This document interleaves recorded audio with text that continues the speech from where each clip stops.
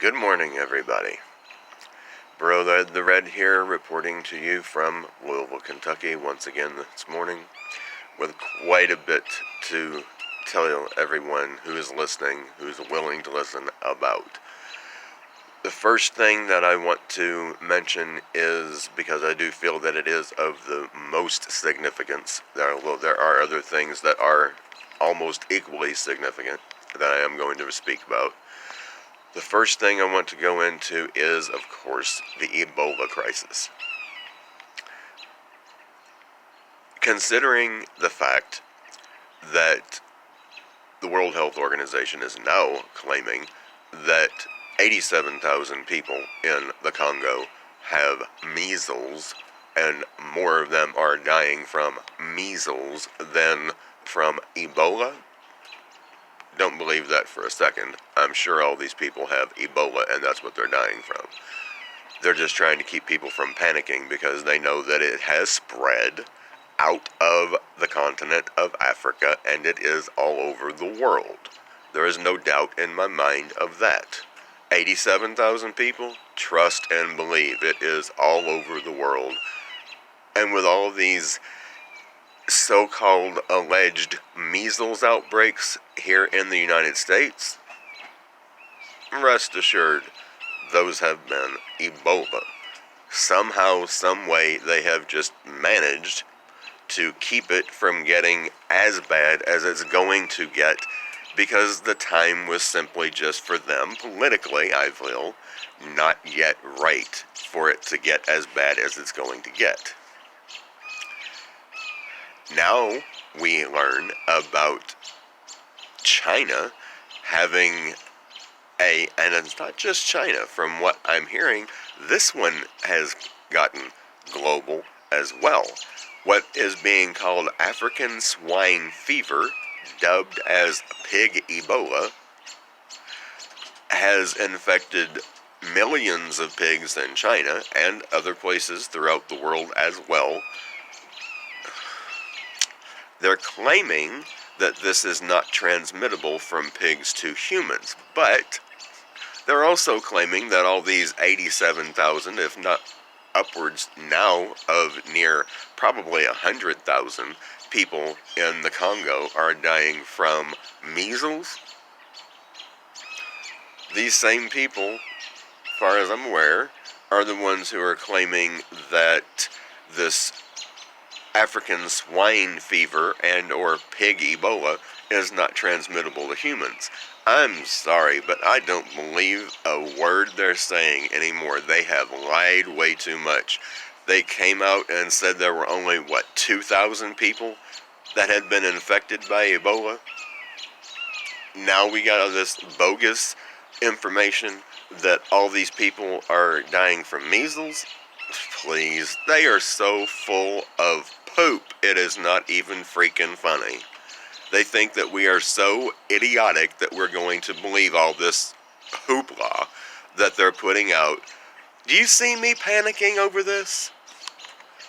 I don't see a panic. I mean, there are a lot of people at this point in this country, and I'm sure at this point throughout the world, who are aware of what's going on. I don't see a panic. I don't see it. So why aren't they just coming out and telling the truth?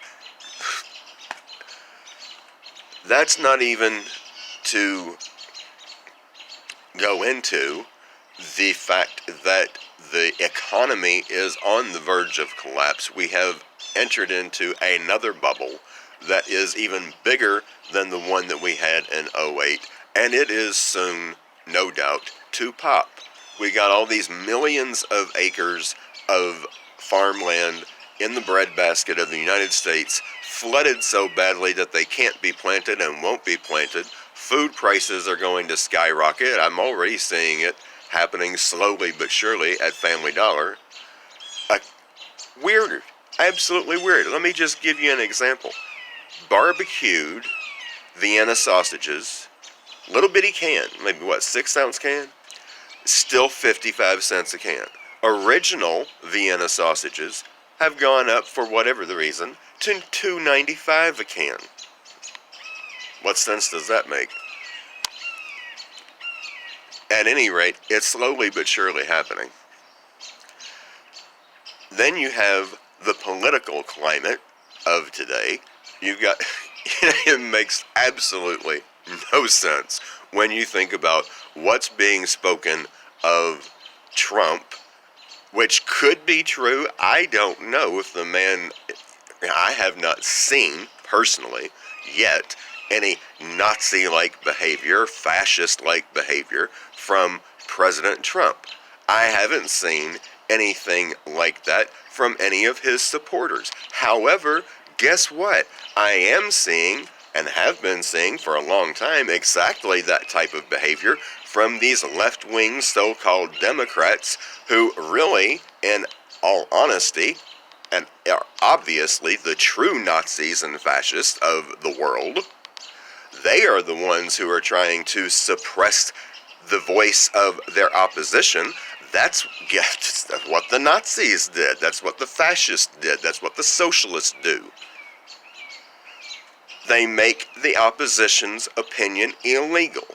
They make it impossible for anyone who has a view other than theirs to voice it. And if you do, you have serious consequences. You either get the holy hell beat out of you, or you wind up being sent to a, what do they call those things? Re-education camp, which is really just a concentration camp where you wind up being executed or starved to death, what have you.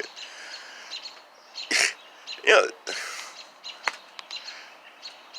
you don't see the right-wing voters getting out there and attacking their opposition. You do see the opposition getting out there and attacking the right-wing voters, just because they have a difference of opinion.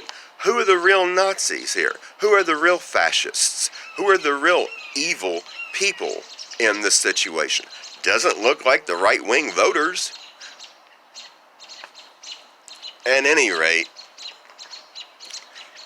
there's just so much bullcrap going on, not only here in this country, but throughout the world. And I'm just, guys, ladies and gentlemen, brothers and sisters of both sides, Christ never once advocated violence of any kind toward anybody. He said, pray for people. He said, treat them with love, kindness, respect. He never said that it was in any way, at any time, okay to beat people up, to throw things at people, to try and silence people because you don't like them or you don't like what they have to say. He never said that any of that was okay. He said just the opposite. So, it seems to me that all these left-wingers who are claiming to be Christians, followers of Christ, sorry, not. If they're advocating violence, they're getting into that, and they're actually doing that. They are following the nemesis of Christ, who is Satan himself. That is who they're following. That is who they are in league with. That's the only thing that you can say about these people. Now, am I saying that the right-wingers are perfect? No, I'm not. But they're not advocating violence. They're not getting out there and beating people up because they disagree with them. Now, am I going to say that you should vote in either direction, D or R? No, because I don't really think that either one of those is the right way to go. Which direction is the right way to go? I don't know. I know it's definitely not socialism, and it's definitely not any kind of fascism or communism or anything of that nature. I feel personally, and I've said this in quite a few of my messages, the way to go is for each individual state to become self-sufficient without asking for anything at all at any time from the federal government. We have the means of doing that, each individual state, and that's what we need to do. That is the way to strengthen this country, ultimately its economy, and every other aspect of the country, state by state. And stop with all this idiotic crap of getting out there and inciting and even becoming actively violent against somebody who doesn't agree with you. Who cares? I don't care who agrees with me. It doesn't matter to me. It really doesn't. I have my own view. You have yours.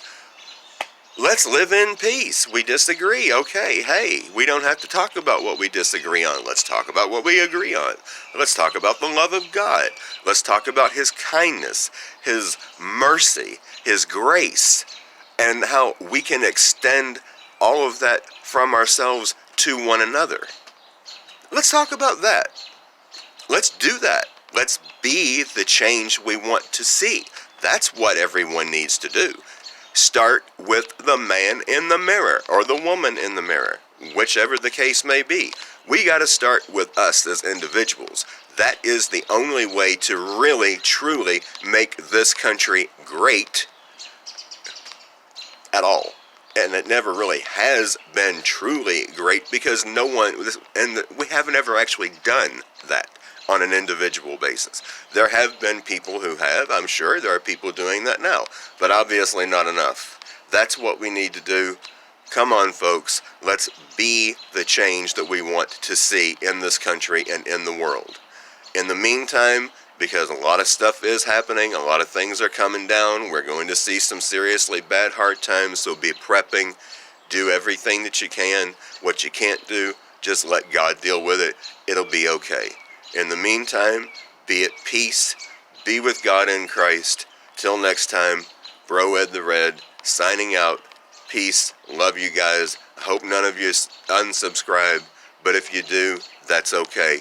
Others will come in who will take your place. That's just the way it's going to be. Peace out.